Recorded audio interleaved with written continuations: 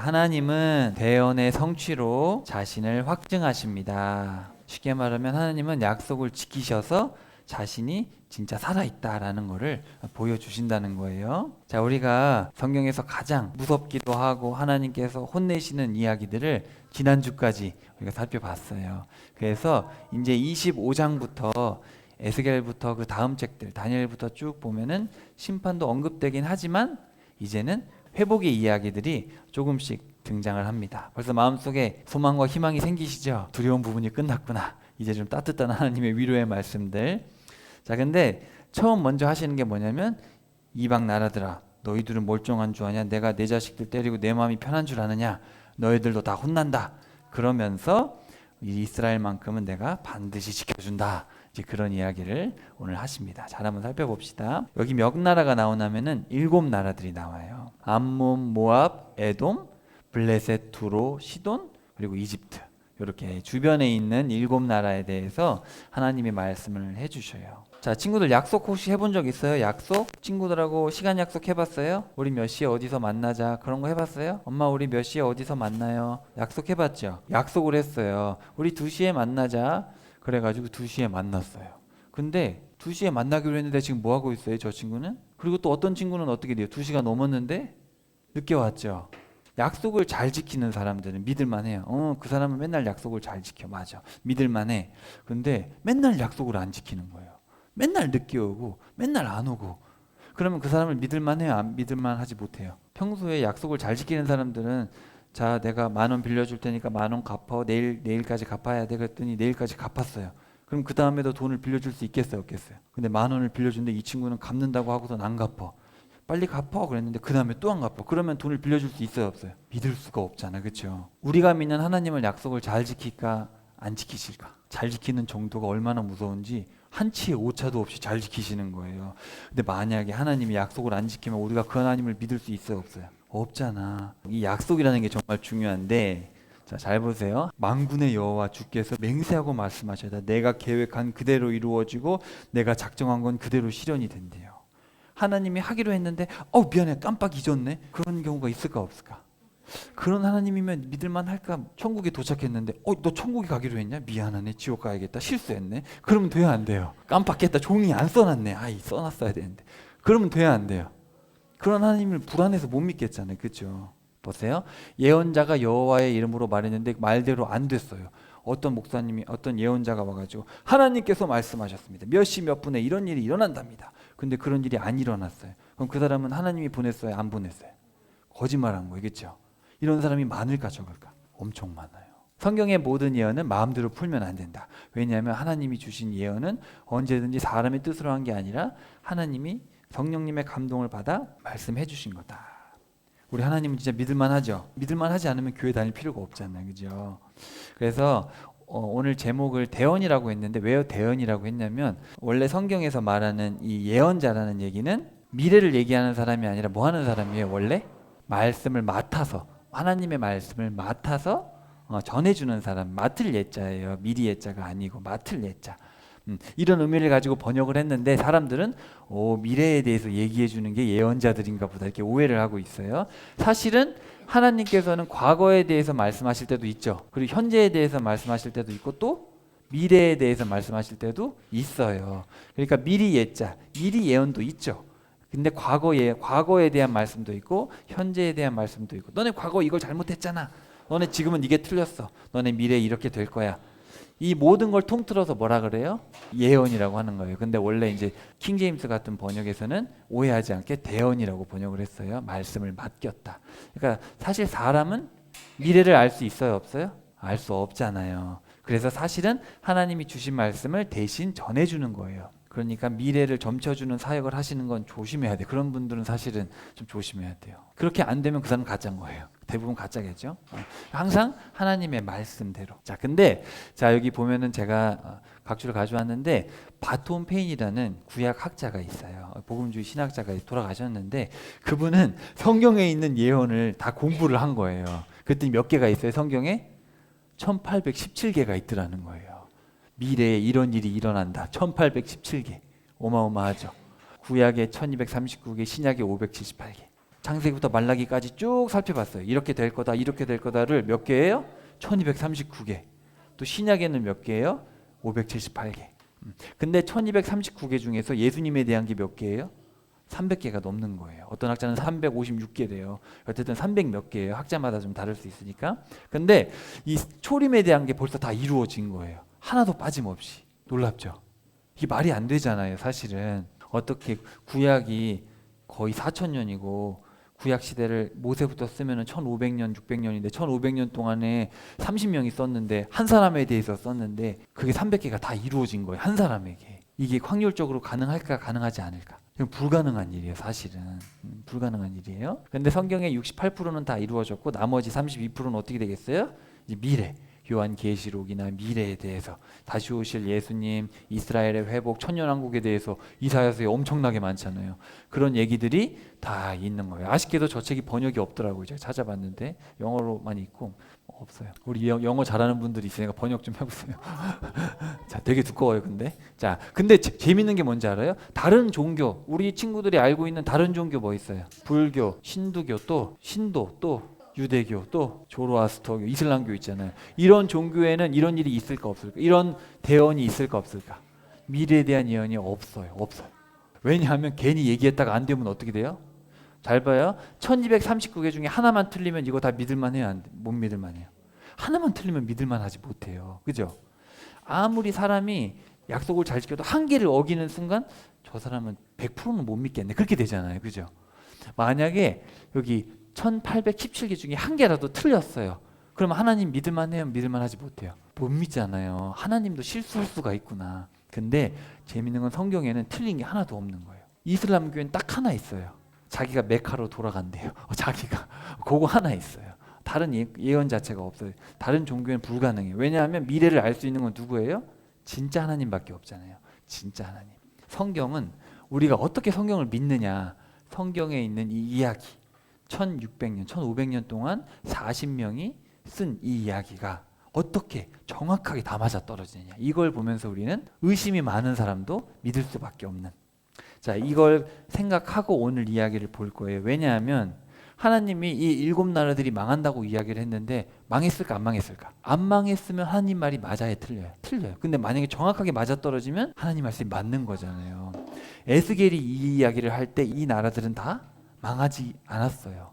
다 버티고 있는 나라들이었고 심지어 시돈 같은 나라, 이집트 같은 나라는 절대 멸망할 것 같지 않은 나라예요. 그런 나라들이 망했어요. 자, 암몬부터 한번 봅시다. 25장 피시고 첫 번째 나라 암몬. 이 앞에 네 나라는 아주 짧게 설명하시고 뒤에 세 나라가 좀 긴데 앞에 네 나라는 거의 똑같은 내용이에요.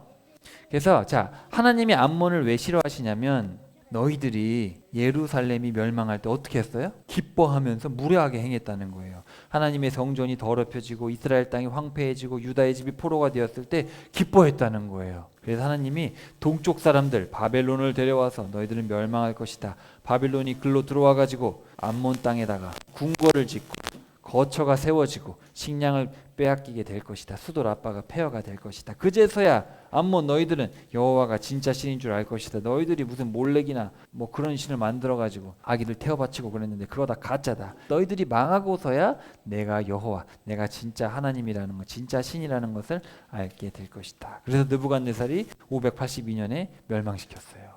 혹시 기억나요? 지난 시간에 하나님께서 보여주셨는데 느부갓네살이 점을 쳤잖아요. 화살통을 흔들어 가지고 좌로 갈까 우로 갈까, 예루살렘으로 갈까 암몬으로 갈까. 근데 점괘가 어디로 나왔어요?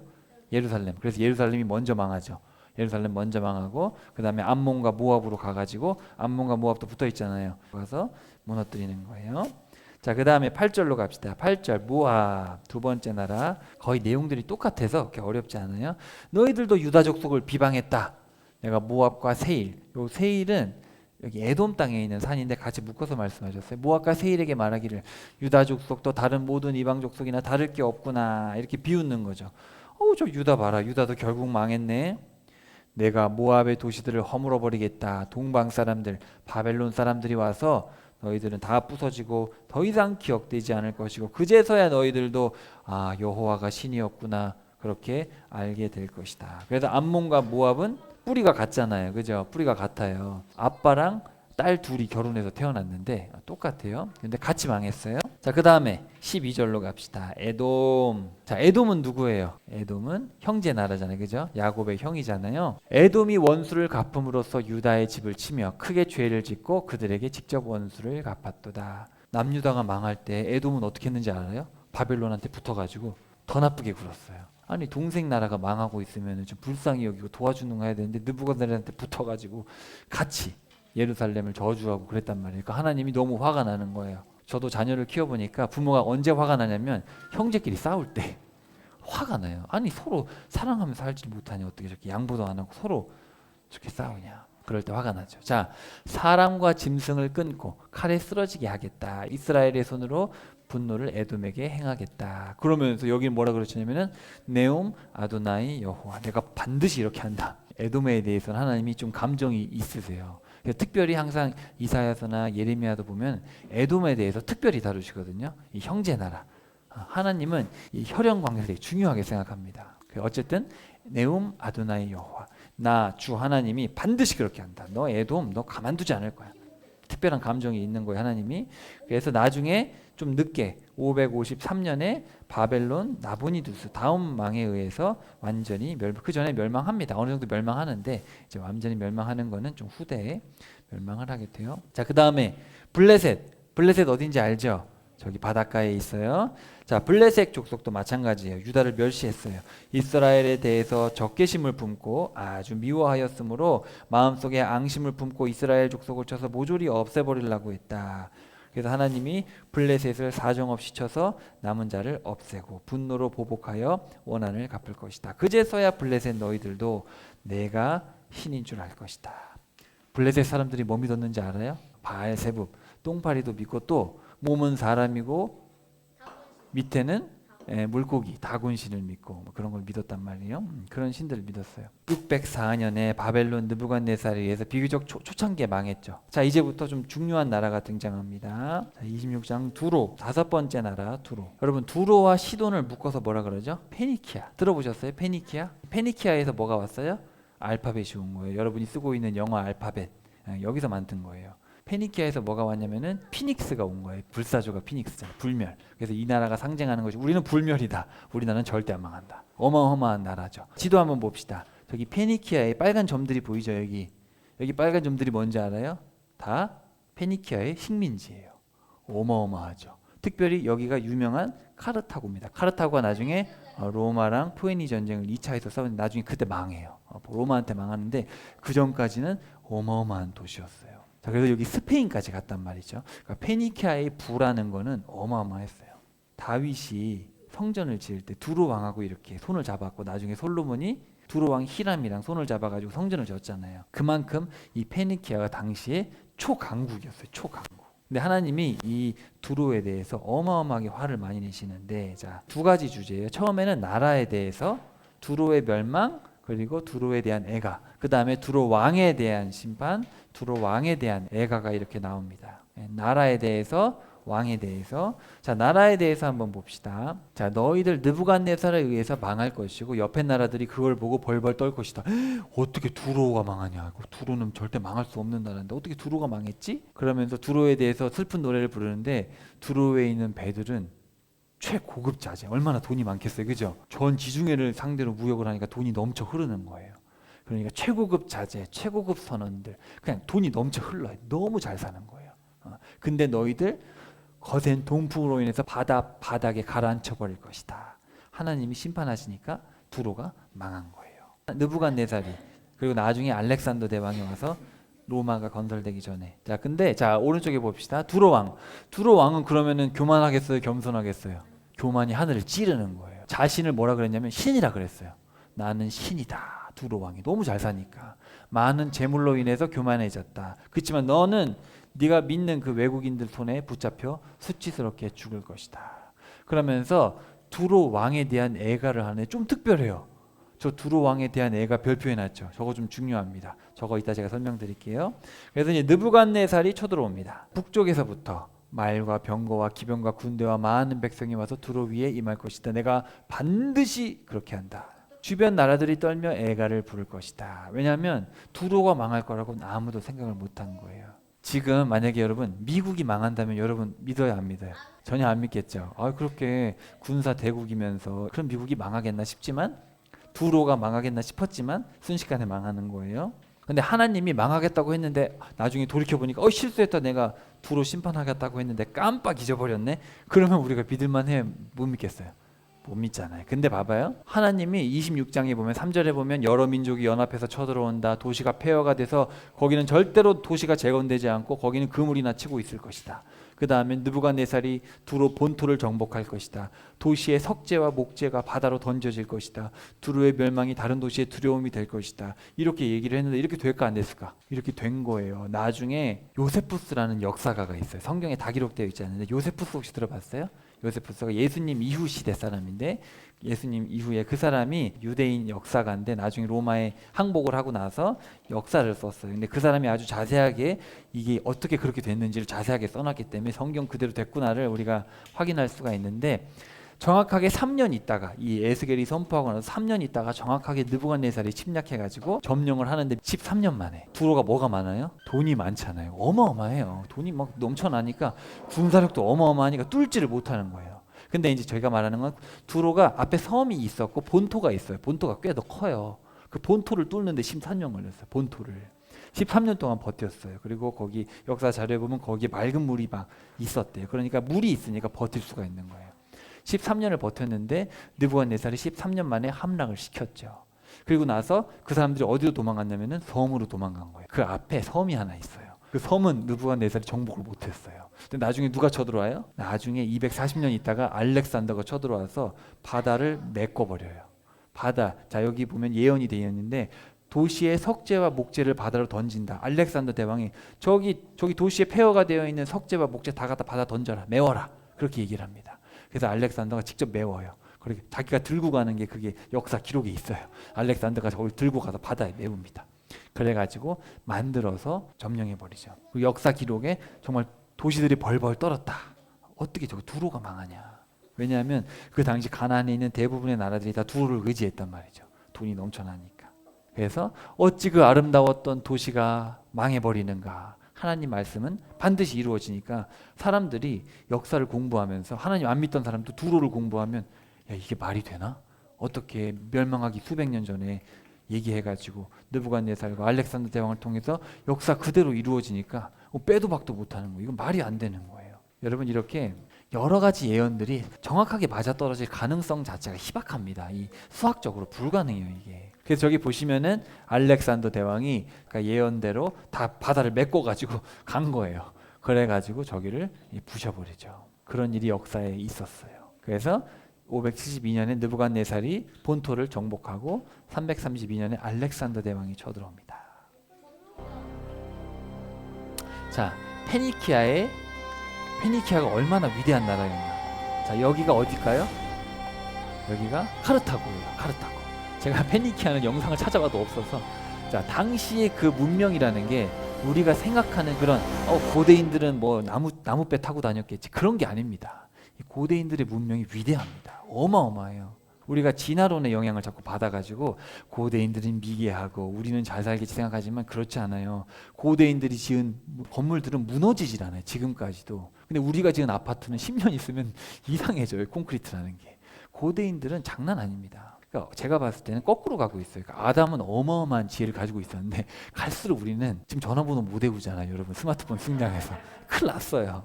유대인들 다 외웠어요. 성경 전체를. 이 고대 문명이라는 게 어마어마합니다. 제가 다 찾을 수가 없어가지고 했는데 그래도 이제 조금이라도 보여드리고 싶어서. 카르타고가 이 정도였으니까 페니키아도 어마어마했겠죠. 그 당시 문명이라는 게 정말 위대하죠. 그리고 여러분 보세요. 금신상을 봤는데 제일 머리가 뭐였어요? 바벨론, 그 다음에 페르시아, 그 다음에 그리스, 그 다음에 로마. 자, 금이 가치가 있어요? 철이 가치가 있어요? 바벨론 문명이 어마어마했다는 거예요. 그 가치가. 로마로 갈수록 가치가 하락합니다. 세긴 센데 가치는 하락해요. 그러니까 볼품은 없다는 거예요. 문명의 수준이. 그러니까 인간의 문명이 갈수록 고대 바벨론의 문명이 화려했고, 지금도 페르시아에 가면은 페르시아의 그 어떤 문화라든지 건축 양식을 보면은 놀래 자빠진답니다. 실제로 가면 너무 화려해서.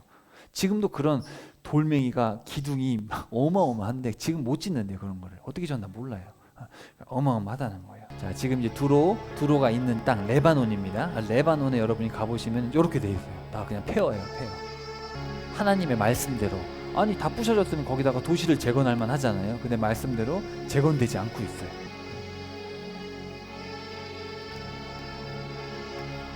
그러니까 하나님이 폐허가 될 거다. 다시는 도시가 건축되지 않을 거라 그랬는데 거기 가서 도시가 건축되고 있으면 하나님 실수했나? 이럴 수 있잖아요.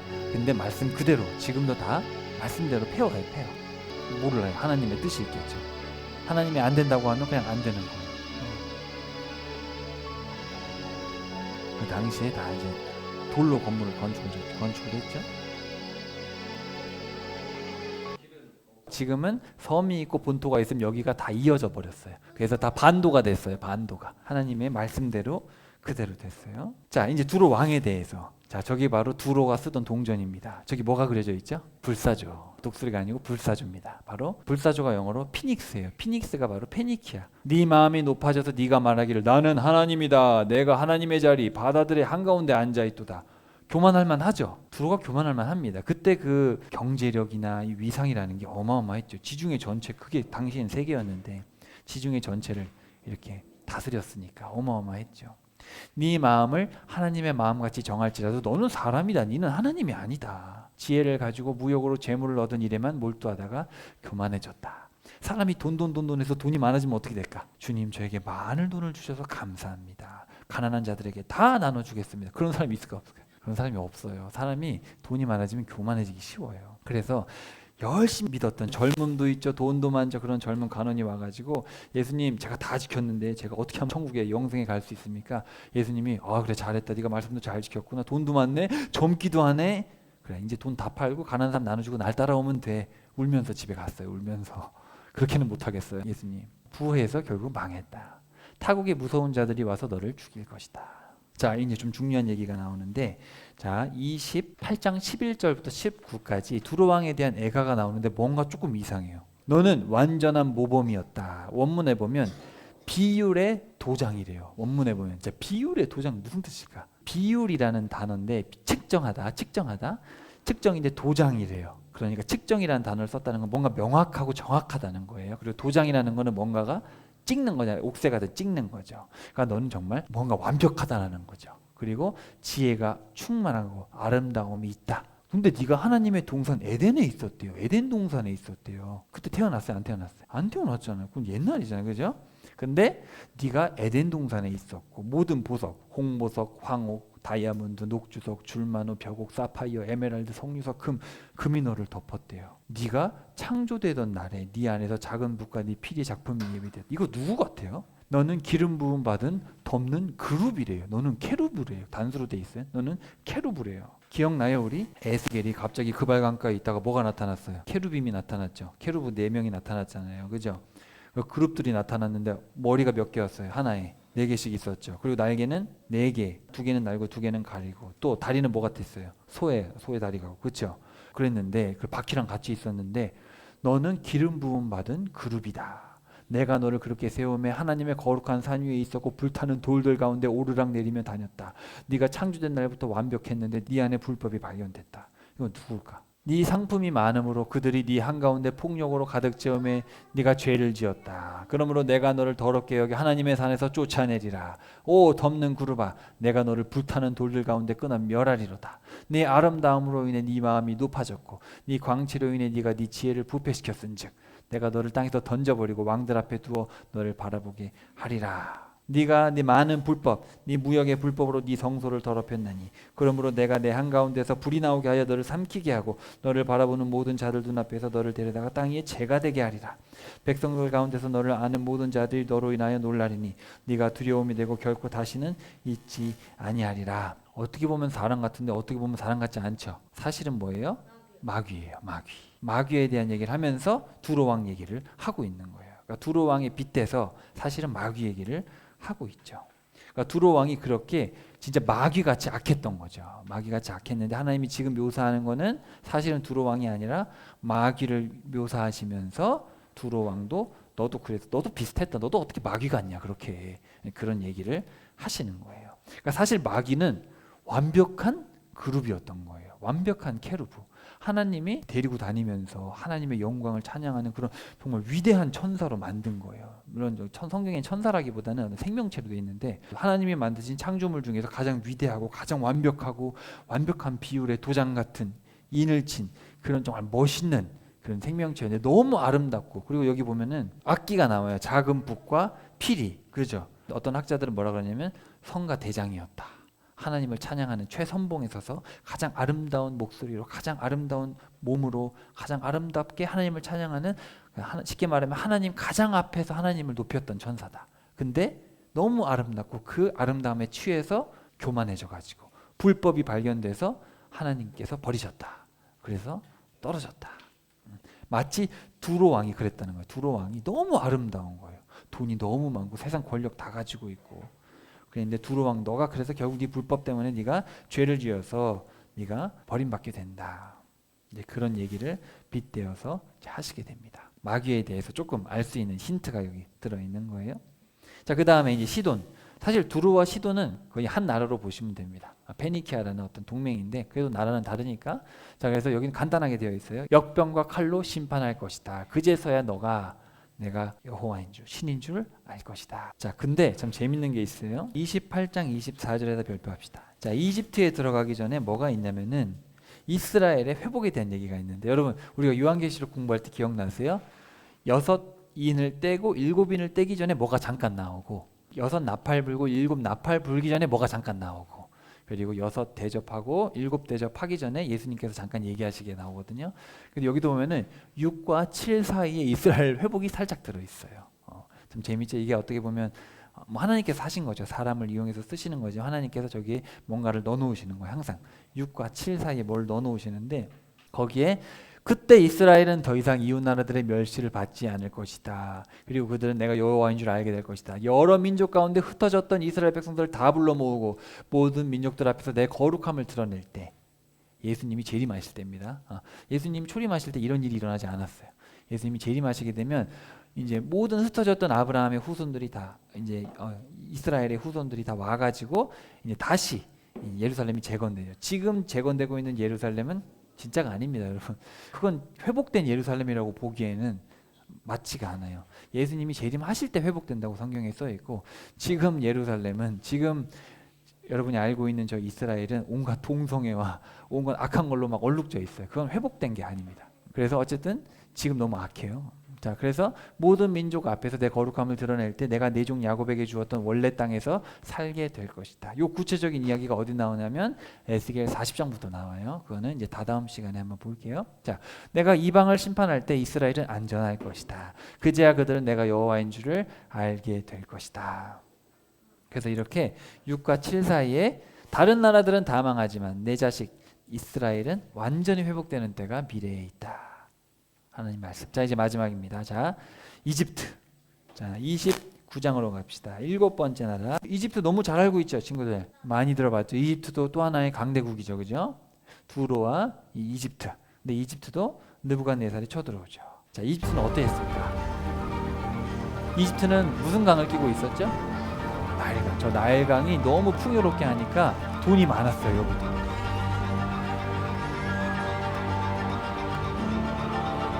어마어마하게 잘 사는 나라죠. 어마어마하게 잘 살았어요. 위대한 나라죠.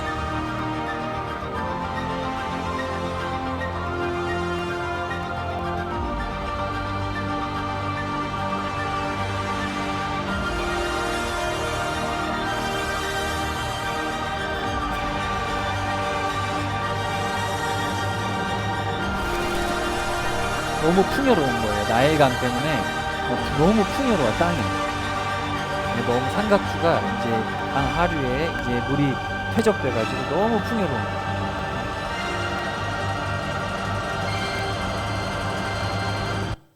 지금 말로 하면 우리 옛날에 아메리칸 드림 해가지고 미국이 잘 사니까 다 미국 가고 살았잖아요. 그때는 다 이집트로 가자, 두로로 가자, 이제 그런 거죠. 바벨론으로 가자. 아브라함 아빠도 데라도 그래서 바벨론 간 거잖아요. 그렇게 다 출세하려고 그렇게 강대국들한테 갔던 거예요. 돈이 많은 거. 자, 여기에는 좀 여러 가지 이야기들이 나오는데 다 살펴보긴 너무 기니까 꽤 길어요. 29, 30, 31, 32 4장에 걸쳐서 얘기를 하고 계시는데 처음에 두 개부터 보겠습니다. 자, 여기 처음 두 개랑 끝에 두 개 용이 나와요. 29장 3절에 보시면 이집트 왕 파라오야 내가 너를 대적하겠다. 나일강에 누워있는 커다란 악어야. 악어로 돼 있죠. 악어. 자, 탄닌이라는 히브리어 단어는 탄닌이라는 히브리 단어는 악어라고 보긴 좀 어려워요. 이게 어디 나오냐면은 여러분 창세기에 보면은 하나님께서 창조하실 때 바다의 생물을 창조하실 때 큰 물고기와 큰 괴물들과 물고기들을 창조하셨다. 이렇게 되어 있어요. 그 큰 물고기 그게 히브리어 탄닌인데 고래로 번역하기 어려워요. 왜냐하면 이 탄닌은 나중에 어떻게 설명되냐면 용처럼 설명됩니다. 혹시 리워야단 들어보셨어요? 리워야단? 그래서 리워야 욥기에도 나오고 하는데 이게 용처럼 설명돼 있어요. 사람이 감당할 수 없는 생명체. 근데 용처럼 돼 있어요. 바다에 사는데 입에서 불이 나오질 않나, 막 뱀 같질 않나. 그래서 이 탄닌이라는 단어가 뱀이나 용 이런 단어로 번역이 되어 있기 때문에 이거를 악어로 보기에는 근데 이제 현대 신학자들이 용이 어디 있냐 그렇게 하니까 자꾸 악어로 하는 거예요. 멸종됐을 수도 있고 인간이 발견할 수 없는 심해에 있을 수도 있고 그건 알 수 없어요. 근데 제가 봤을 때 제 개인적인 생각이지만 우리가 왜 고대 신화에 용들이 나오잖아요. 우리는 신화로만 생각하는데 실제로 있었을 가능성이 훨씬 많습니다. 왜냐하면 세계에 다 용이 있어요. 세계에 다. 이게 그냥 신화로만 생각하기에는 전 세계에 다 용이라는 개념이 있어요. 그렇게 우리가 그냥 모를 뿐이지 성경에는 있다. 그래서 마치 이집트 방 파라오야 너는 나일강에 누워있는 용 같다. 그렇게 묘사를 하시는데 근데 네 비늘에 모든 물고기들이 다 달라붙고 그 달라붙은 채로 네가 너를 끄집어내서 내가 저기 들판에다 갖다 버려가지고 새들이 쪼아먹게 할 거다. 이렇게 표현을 하십니다. 그래서 파라오 너 내가 심판한다. 자, 이 용에 붙어있는 물고기는 뭐겠어요? 이집트를 의지하고 있는 주변 나라들이겠죠. 이집트 주변에 나라들이 많으니까. 그래서 너를 의지하고 있는 나라들하고 싸그리 잡아가지고 내가 다 심판할 것이다. 근데 참 재미있는 게 저 뒷부분에 가시면은 32장 17절 이하에 가시면은 그래서 파라오가 죽어가지고 어디로 갔어요? 수올로 갔어요. 수올. 죽은 자들이 가는 수올. 자, 구약에서의 수올은 신약에서 낙원과 음부잖아요. 근데 구약에서는 수올이란 한 단어로 나와 있어요. 구약에서는 죽은 자들이 가는 곳은 수올. 신약으로 가면 죽긴 죽는데 믿는 자는 어디로 가요? 낙원. 그리고 안 믿는 자들은 음부로 가는 거예요. 구분이 돼요. 근데 구약에서는 그냥 수올이에요. 그래서 수올에 갔더니 누가 있어요? 아수르 왕도 수올에 가 있고 엘람 왕도 수올에 있고 메색, 두발, 에돔, 시돈, 북방의 모든 바벨론 왕도 그렇고 그냥 왕들이란 왕들은 다 어디 가 있어요 지금? 다 지옥에 가 있는 거예요. 그러니까 쉽게 말하면 죽은 자들이 가 있는 무덤에 가 있는 거예요. 그랬더니 파라오가 자기도 이제 죽었어요. 하나님한테 심판받고 죽었는데 거기 가보니까 오 강대국이었던 왕들이 다 거기 있네. 그러면서 마음에 뭐를 받아요? 위로를 받았다는 거예요. 아이고 나도 죽었는데 너도 죽었네. 이제 이렇게 위로가 됐다라는 거예요. 나도 심판받았네. 너도 심판받았네. 위로를 받았다. 그런 얘기를 하고 있어요. 그러면서 여기서는 느부갓네살이 시돈을 쳤어요. 근데 그 느부갓네살이 시돈을 친 거는 자기가 원한 거예요? 하나님 시켜서 한 거예요? 하나님 시켜서 한 거예요. 그래서 네가 날 위해서 시돈을 쳐줬으니 이집트를 보상으로 주겠다. 이제 그런 얘기를 하십니다. 그래서 이집트가 느부갓네살에게 선물로 주어진 거예요. 그래서 망해요. 그래서 여기에 무슨 단어가 나오냐면 여호와의 날이라는 말이 나와요. 에스겔서에 안 나오는 말인데 여호와의 날. 그래서 여호와의 날이 임해서 너희들이 다 망한다. 그리고 저기 보면 파라오가 팔이 어떻게 됐어요 지금? 하나님이 파라오의 팔을 양팔을 잘라버리겠대요. 양팔을 자르면 어떻게 돼요? 전쟁을 할 수 있어 없어요? 뭐 칼을 못 잡잖아요. 하나님께서 파라오의 팔을 잘라버리시겠다. 쉽게 말하면 무능하게 만들어버리겠다. 그리고 오른쪽에 보면은 파라오가 마치 뭐 같았어요? 백향목 같았다는 거예요. 정말 높게 솟은 백향목 같았는데 결국 하나님이 싹둑 잘라버리겠다. 그래서 하나님이 이렇게 이집트를 심판하시겠다. 근데 여러분 우리야 지금 이집트가 볼품없는 나라잖아요. 그죠? 근데 그 당시 에스겔이 선포할 때만 해도 시돈과 이집트가 망한다면 사람들이 어떻게 반응했을까요? 미친 거 아니야? 그러겠죠. 무슨 이집트와 시돈이 망해 저렇게 강한 나라가. 그죠? 여러분 제가 여러분 앞에 여러분 중국과 미국은 2년 안에 망합니다. 믿겨져 안 믿겨져요? 누가 믿어요? 그죠? 지금 정신 나갔나 보다 그럴 거 아닙니까? 그런 거예요. 근데 이루어졌어요? 안 이루어졌어요? 말씀 그대로 이루어진 거예요. 말씀 그대로. 우리는 뒤늦게서야 그걸 보죠. 자 그렇게 해서 우리가 32장까지 해서 하나님께서 말씀하시고 망한 것 그대로 우리가 2500년 전에 있었던 일들을 보면서 하나님 말씀대로 이루어졌구나. 자, 근데 여러분, 하나님의 이런 많은 말씀들이 다 이루어졌는데 하나님의 모든 말씀 중에서 가장 위대한 성취가 뭘까요? 가장 위대한 성취는 바로 예수님이죠. 예수님에 대해서 몇 번 얘기했다 그랬죠? 아까 구약에 300번 이상. 예수님이 오셔서 죽으시고 이렇게 십자가에 돌아가시고 부활하시고 이 모든 걸 300번이나 얘기했는데 이게 이루어졌어요. 이게 확률적으로 가능할까요? 여러분, 기독교를 믿을 수밖에 없는 이유가 있어요. 이 성경을 믿을 수밖에 없는 이유는 수학적으로도 있거든요. 자, 그래서 어떤 학자들은 항상 연구를 하잖아요. 이거 성경 믿을 만한가? 수학학자 교수가 있어요. 피터 스토너라는 교수가 있는데 이 사람 또 연구를 한 거예요. 또 이 사람이 또 수학자니까. 여기 보면 8가지가 있어요. 300개 중에 8가지만 추린 거예요. 8가지. 자, 베들레헴에서 태어난다. 누가 얘기했어요? 미가. 그죠? 그리고 엘리야가 온다. 누가 얘기했어요? 예수님 오시기 전에 말라기가 얘기했죠. 그리고 낙이 타고 오신다. 누가 했어요? 그리고 메시아는 친구에게 배신당할 것이다. 은 30에 팔릴 것이다. 스가랴서에 나오고요. 그 다음에 은 30개를 가지고 토기장에 밭을 살 것이다. 스가랴서에 많이 나오죠. 그 다음에 동정녀에게 태어날 것이다. 고난을 받고 죽을 것이다. 8가지만 추렸어요. 근데 이 8가지를 얘기했는데, 자, 미가와 이사야는 비슷한 시기라고 해도 말라기는 한참 후고 스가랴서 한참 후거든요. 자, 이 몇백 년 후인데 8가지를 가지고 통계를 냈을 때 이렇게 몇백 년 차이 나는 사람들이 8가지를 얘기했는데 이 8가지가 한 사람에 의해서 이루어질 확률이 뭔지 알아요? 바로 1, 0, 0, 0, 0, 0, 0, 0, 0, 0, 0, 0, 0, 0, 0, 0, 0 분의 1이라는 거예요. 확률적으로. 그러니까 이걸 연구하는 사람들은 성경이 거짓일 가능성이 없다라는 거예요. 이거는 신이 쓰지 않고서는 사람이 이렇게 짜맞출 수조차 없다. 그러니까 하나님은 우리에게 말씀을 주셔서 빼도 박도 못하게 이미 증거를 많이 주신 건데 사람이 믿고 싶어 하지 않고 찾아보지 않고 찾는 자에게는 만나주시겠다 그러거든요. 그러니까 이과생, 여기 이과생 한번 손들어 봅시다. 난 이과생이다. 자, 나는 문과생이다. 그래요. 중간도 있죠, 항상. 이과생들을 위해서 또 이런 사람도 있는 거예요. 또 문과생들은 별로 수에 관심이 없죠. 통계를 공부한 사람들은 이 수치가 어떤지 알 겁니다. 자, 어쨌든 하나님은 반드시 성취하셔서 다른 종교엔 없다니까요, 이게. 왜냐면 이거는 신만 할 수 있는 거니까. 자, 그래서 그렇다. 전능하신 만군의 주께서 이미 작정하신 대로 온 땅의 나라들에 대해서 공의로운 심판을 반드시 집행하실 것이다. 내 입에서 한 번 나간 말은 그와 같으니 곧 나의 모든 말은 아무런 성과 없이 돌아오는 법이 결코 없다. 내가 원하는 일을 다 이루고 내가 맡겨준 사명을 그대로 성취한다. 하늘과 땅이 사라지지 않는 한 율법의 1.1획도 결코 없어. 우리 주님께서 말씀하신 말이죠. 없어지지 않을 것이요. 이 대언의 말씀을 읽고 듣고 기록된 것들을 지키는 사람들은 복이 있다. 기록된 대언들이 이루어질 때가 가까이 이르렀기 때문입니다. 우리 주님의 말씀은 있는 그대로 이루어집니다. 우리가 어릴 때부터 배워왔던 상식들이 있잖아요. 여러분, 과학 상식들, 역사 상식들. 난 이렇게 배웠는데 성경이 틀리게 나와 있네? 성경이 틀렸네? 그럴까요? 옛날에 사람들은 요나 이야기를 안 믿었어요. 왜냐하면 아수르가 발견되질 않았거든요. 니느웨 성이.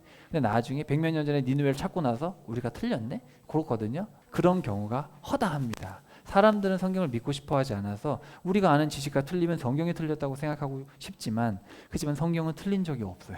여러분이 알고 있는 과학 상식들 한번 정말 다시 검토해 보셔야 됩니다. 그래서 하나님의 말씀은 변치가 않는 거죠. 자, 따라해 봅시다. 하나님은 대언의 성취로 자신을 확증하십니다. 아직 하나님의 존재가 믿어지지 않거나 말씀이 의심이 있다면 꼭 한번 연구를 해보세요. 직접 연구해보세요. 이게 진짜 아닌가? 나랑 씨름 한번 해보자. 하나님 믿고 싶은데 안 믿어지는데 저랑 한번 씨름해보시죠. 하나님도 거뜬히 그럼 난 실수하지 않거든. 한번 나랑 해보자. 내가 얼마나 진짜인지 알려주겠다. 하나님 그렇게 하실 겁니다. 찾는 자에게 만나주시겠다 했으니까 하나님의 말씀은 그대로 이루어졌고 그대로 이루어집니다. 하나님께서는 이루어졌다는 걸 우리에게 늘 지금도 말씀하고 계시고 또 우리에게 아직 이루어지지 않은 100몇 개가 남아있잖아요. 그런 것들이 다 말씀 반드시 이루어집니다. 그래서 우리가 그런 말씀에 대한 확신이 생기면 우리의 삶도 변화될 줄로 믿습니다. 그래서 우리 남은 우리의 삶도 또 우리 일주일간도 반드시 성취하실 그 하나님을 신뢰하고 그분께 충성할 수 있는 우리 모두 되기를 축복합니다.